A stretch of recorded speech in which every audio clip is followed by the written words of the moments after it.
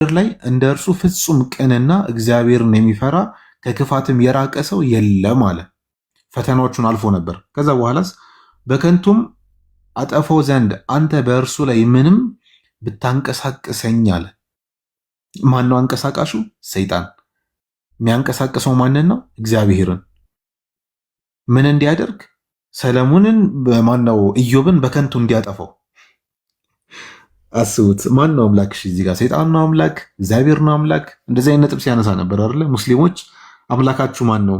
ሰይጣንን ነው የምታመልኩት ሲል ነበር። ግን በተዘዋዋሪ ሰይጣን ከሆነ እግዚአብሔርን እያዘዘው ያለው ከዛ በኋላ እግዚአብሔር ደግሞ የሰይጣንን ትእዛዝ እየተገበረ ካለ በቃ ግልጽ ነው እኮ ማን አምላክ እንደሆነ፣ ማን አለቃ፣ ማን ደግሞ የአለቃው ተከታይ እንደሆነ በጣም ግልጽ ነው የሚሆነው። በከንቱ አጠፋው ዘንድ አንተ በእርሱ ላይ ምንም ብታንቀሳቅሰኝ እስካሁን ፍጹምነቱን ይዟል አለ። ምን አድርጎ ነበር? በቃ እንዲጠፋ በጣም ሲያንቀሳቅሰው ነበረ። በጣም በቃ በሰይጣን አንቀሳቃሽነት እግዚአብሔር ሲመራ ነበር። ከዛ ይህን ተከትሎ ሄደና ሙሴ ማነው ኢዮብ አልክድም ሲል ሲያስክዱት፣ አልክድም ሲል ሲያስክዱት፣ መጨረሻ ላይ ምን ተፈጠረ? ኢዮብ ራሱ መረረው። በቃ መረረውና ይናገራል።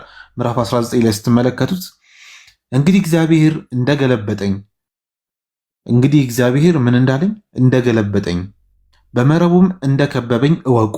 እነሆ ስለተደረገብኝ ግፍ ብጮህ ማንም አይመልስልኝም አለ። በቃ በጣም መረረው። እግዚአብሔርና ሰይጣን በሚያደርጉት መወራረድ ምክንያት ኢዮብ ምን ሆነ? መስዋዕት ሆነ።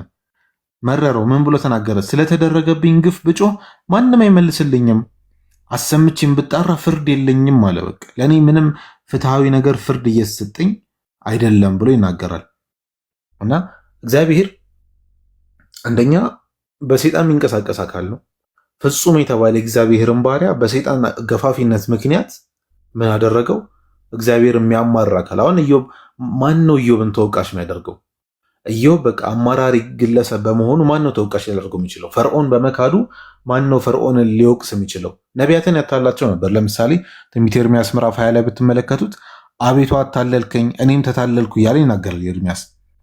ማን ነው አታላዩ? እግዚአብሔር። የተታለለው ማን ነው? ኤርምያስ። እግዚአብሔር ነቢያቱን የሚያታላቸው ከሆነ ማን ነው ተጠያቂ? መቼስ መልሰን መተን ደግሞ ኤርምያስ አይ አንተ ነህ ተታለሃልና ቅጣት አለብህ ምናምን አንለው። ራሱ እግዚአብሔር ካታለለው በምንም ልንጠየቀው አንችልም።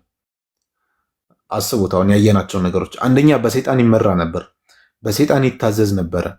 አምላክ ነቢያት እንደዚህ አይነት አምላክ ሊሰብኩ አይችሉም።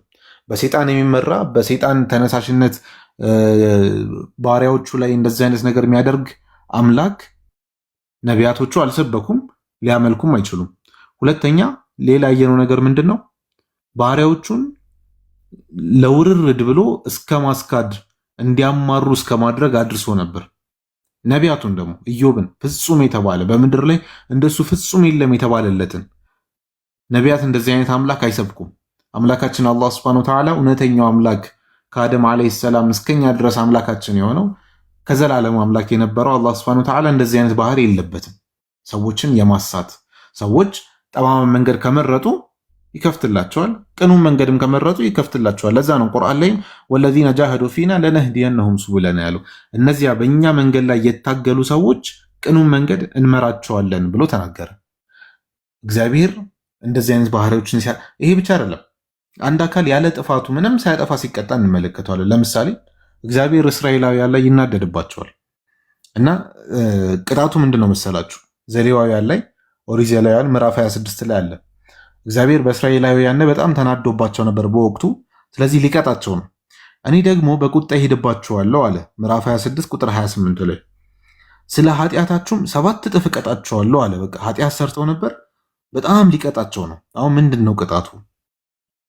የወንድ ልጆቻችሁን ስጋ ትበላላችሁ ብሎ ይናገራል። እግዚአብሔር ያስቀመጠው ቅጣት ይሄ ነው። 7 እጥፍ አድርጎ በጣም በቃ የሚጎዳቸው በምን አይነት ቅጣት ነው? የወንድ ልጆቻችሁንም ስጋ ትበላላችሁ፣ የሴቶች ልጆቻችሁንም ስጋ ትበላላችሁ። ምን አይነት ቅጣት ነው ይሄ? አንደኛ ሰውን የሚያክል ክቡር ፍጡር ማስበላት፣ ሁለተኛ እነዚህ ልጆች ንጹህ ናቸው፣ ወንጀል የለባቸውም፣ ሕፃናት ናቸው። በምን በደላቸው ነው የሚገደሉት? ያውም ዝም ብሎ መገደል አይደለም። አንድ አካል እኮ ተገሎ በስርዓቱ ሲቀበር ክብር ነው። እነዚህ ሕፃናት ተገለው ታርደው ይበላሉ። በምን ወንጀላቸው? እውነት ፍትሃዊ የሆነ አካል ፍትሃዊ የሆነ አምላክ እንደዚህ አይነት ነገር ያደርጋል ወይ? እውን ነቢያት እንደዚህ አይነት አምላክ እንዴ? እኔ ነብይ ብሆን እንደዚህ አይነት አምላክ ለመስበክ ድፍረቱም አይኖረኝም ሲጀምር። አምላክም ደግሞ እንደዚህ አይነት ባህሪ የለውም።